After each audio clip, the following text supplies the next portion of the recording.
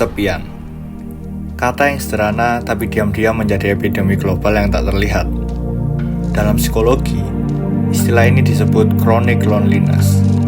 Kondisi emosional di mana seseorang merasa terputus secara sosial dan eksistensial, bahkan ketika dikelilingi banyak orang.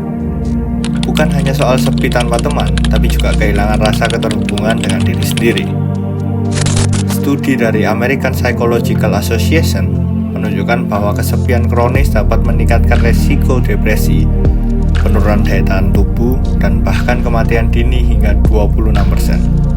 Profesor John Cacioppo, pelopor riset tentang kesepian dari University of Chicago, menyebut kesepian sebagai pain of social disconnection, rasa sakit sosial yang memengaruhi otak layaknya luka fisik.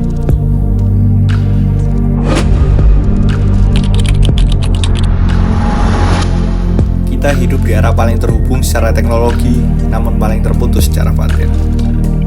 Paradoks ini disebut oleh sosiolog Sherry Turkle sebagai connected loneliness, kesepian di tengah konektivitas.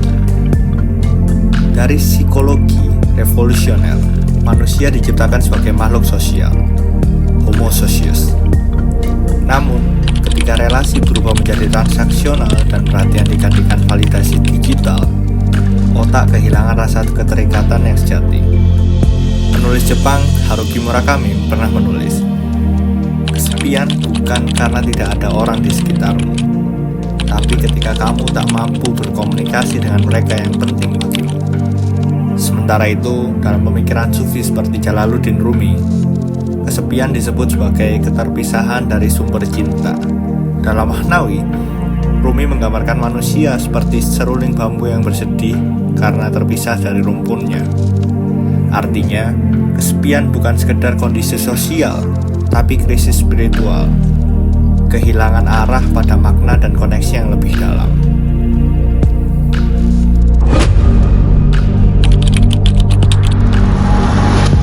Kesepian adalah musuh yang tidak terlihat, tapi bisa menggerogoti perlahan. Namun ia juga bisa menjadi cermin, memperingatkan bahwa manusia tidak diciptakan untuk selalu terhibur, melainkan untuk mengalami, merasakan, dan terhubung dengan makna.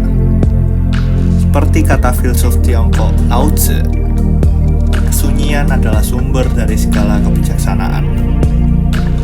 Mungkin kunci menghadapi kesepian bukan dengan menghindarinya, melainkan dengan belajar berteman dengan sunyi, hingga dari dalamnya kita menemukan kembali diri yang